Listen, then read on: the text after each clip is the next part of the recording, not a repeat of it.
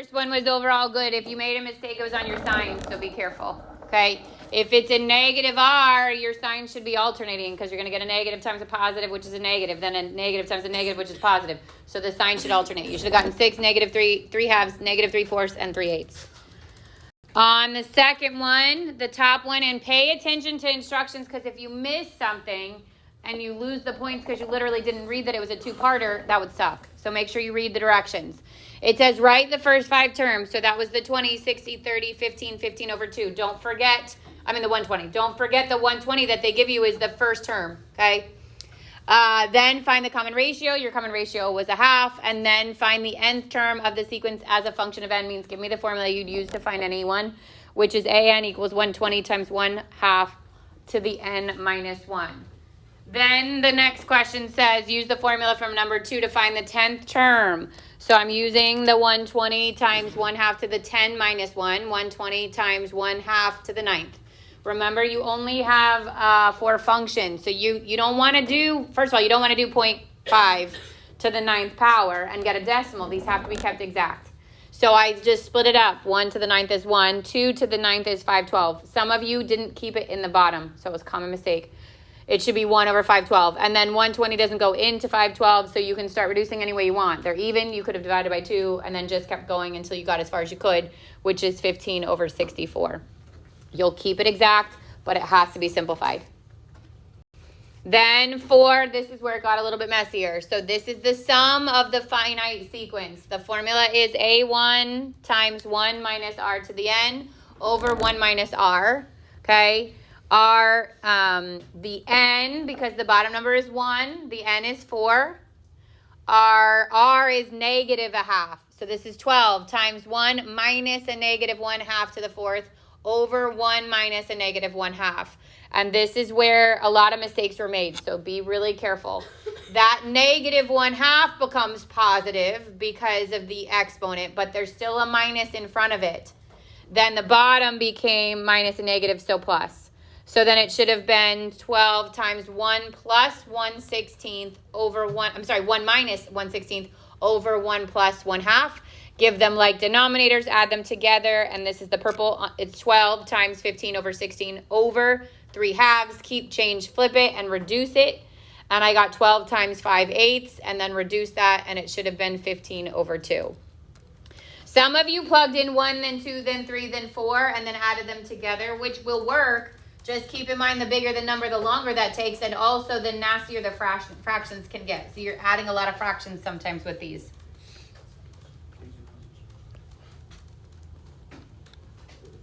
Can you even see that? Then 5 said the sum of the infinite geometric sequence.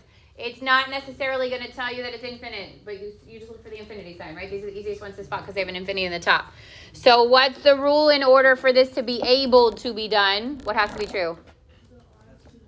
Good. The absolute value of r has to be less than 1, and 1/3 is, okay? If it wasn't, if that was like 3, I would say it cannot be found because r is greater than 1. So A1 is 6 over 1 minus 1/3. I give it a like denominator. This would be 3 and 3, and this is 6 over 2/3. Keep, change, flip it. 2 goes into 6 3 times, and this is 9. Sadly, this is one a lot of people miss because they just don't remember the formula, I think. I don't know, this is the easiest math of most of them, especially the sums. So just don't forget your formula.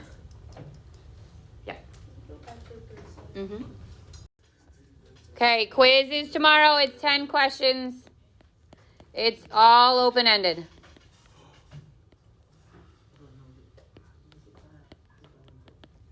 So no multiple choice, okay? It's obviously 8-1 to 8-3. So 8-1 was something like you see there with 1 and 2 where you're literally just finding the number of terms in a sequence. So we're just plugging in 1, 2, 3, 4, 5, whatever it is, okay? Number 3 says find the indicated term of the sequence. So now we're just going for one specific one. This is still 8-1, okay? You'll get given an equation and you literally just plug it in. Numbers 5 and 6, still 8-1. This is recursive. So recursive will give you the first term, like number 5 gives you A1 is 12. And then every term after that, we're going to add 7 to it. So this is actually a recursive that is also arithmetic. So I would just add 7, add 7, add 7, add 7. Just don't forget that that first term is 12. That's the mistake people make on those kinds of questions. Same for 6. Then you get to sum on 7 and 8. So these are still from 8-1, meaning you can do these two ways. 1, I can literally just take and plug in 1 to 15, which gets long, okay, and add them all together. That's not so bad for number 8. Like number 8, I can plug in 2, plug in 3, plug in 4, and add them together. That one's not that bad.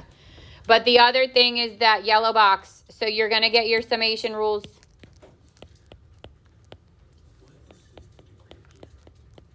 Okay, that will be given to you. So that's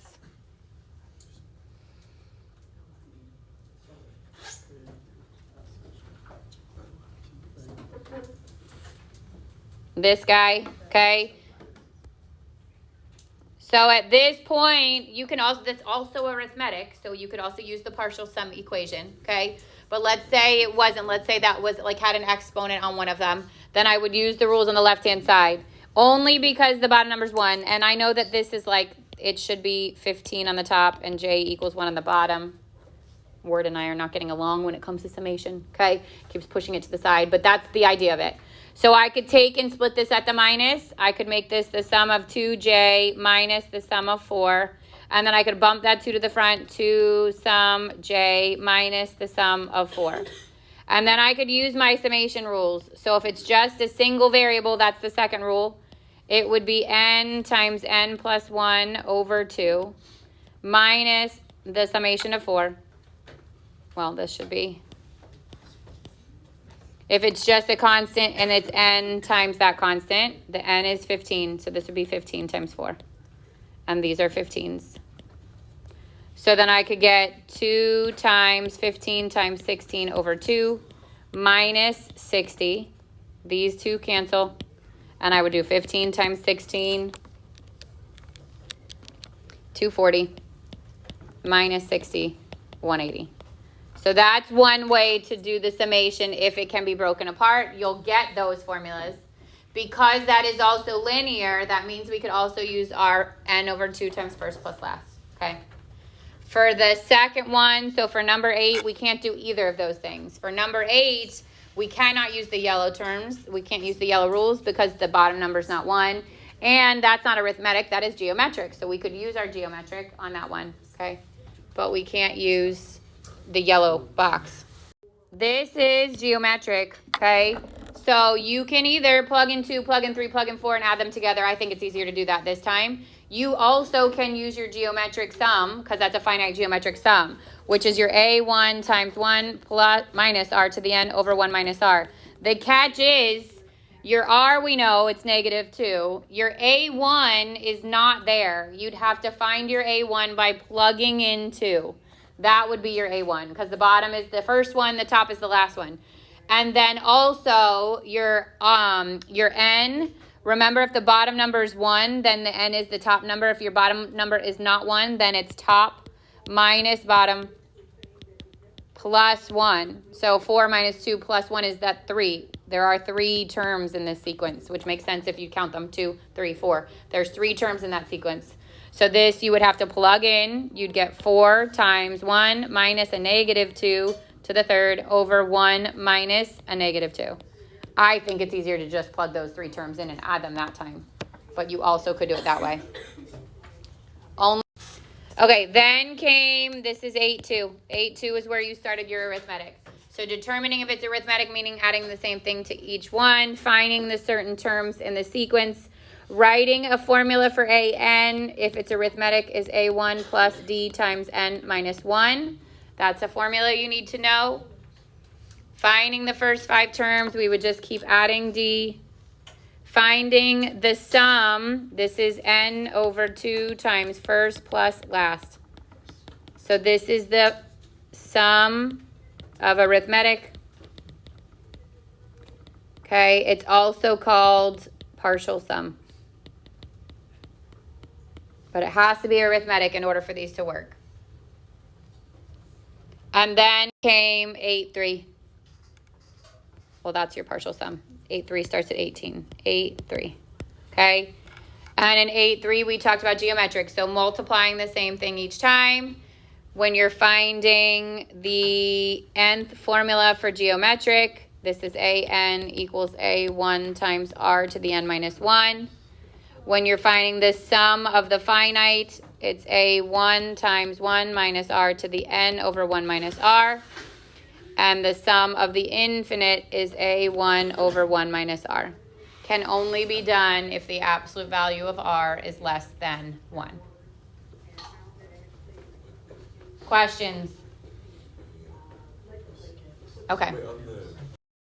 20 is one that you don't have sequential terms. So what do you do when you don't have two terms in a row? The big little trick. So this would be a7 equals a2 times r to the 5th. I'd plug in a2, I'd plug in a7, and then I'd work backwards to find r.